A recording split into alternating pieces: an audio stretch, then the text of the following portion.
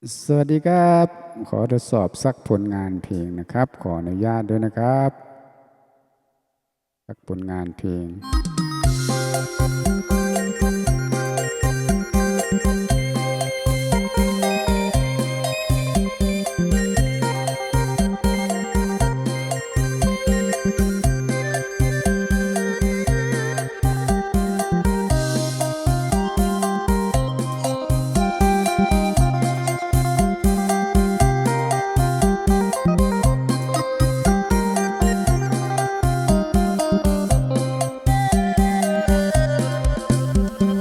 งานกินดองของเจ้า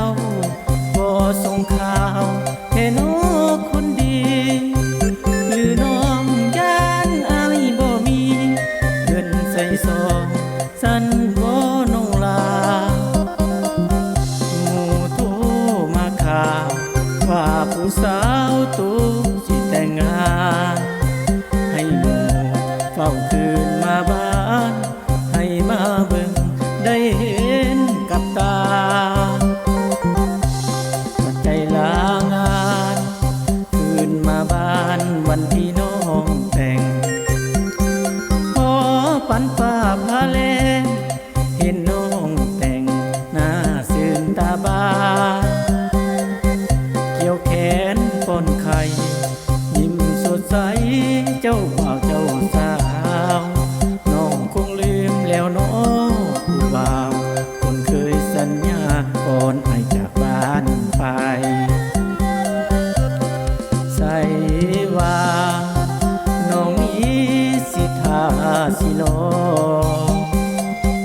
ให้อายมาขอ2 ปีน้องนี่โลได้บ่คิดบ่ฝันว่าน้องสิเป็นคนหลายใจเมื่อวันก่อนน้องยังโทรใส่บอกให้อายตั้งใจเก็บเงินบ่อยากจะเชื่อถ้าบ่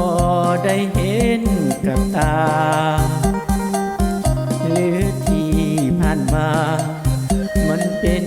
มันยาของหญิงตัวคักตัวแน่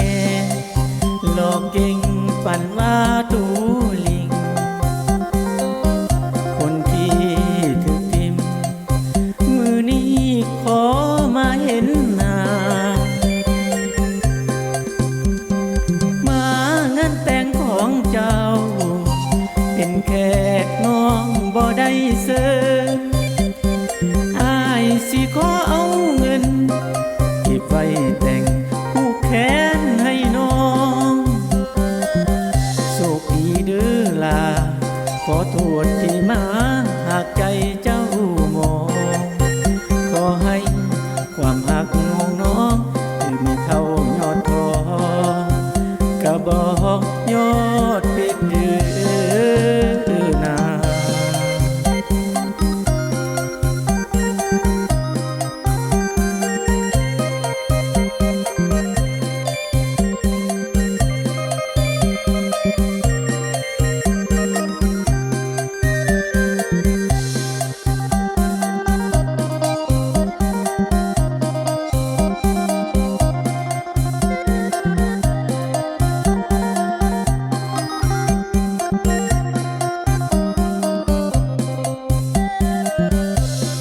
ใส่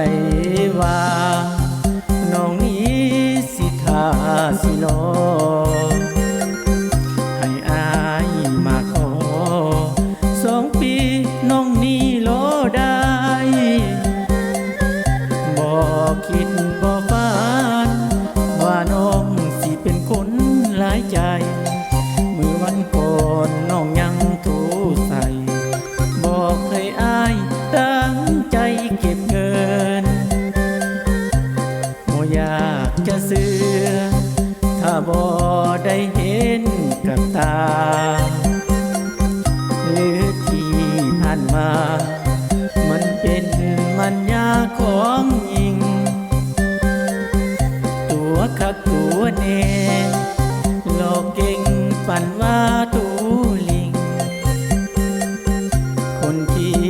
ถูกทิม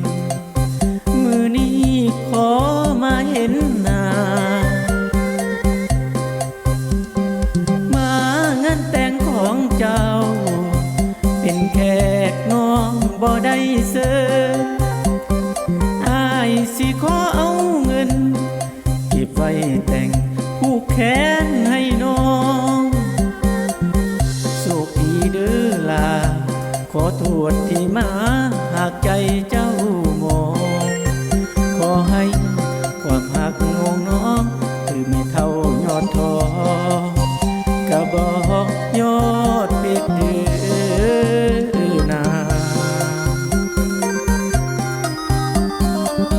ผิดพลาดต้องขออภัยนะครับ ขอบคุณครับ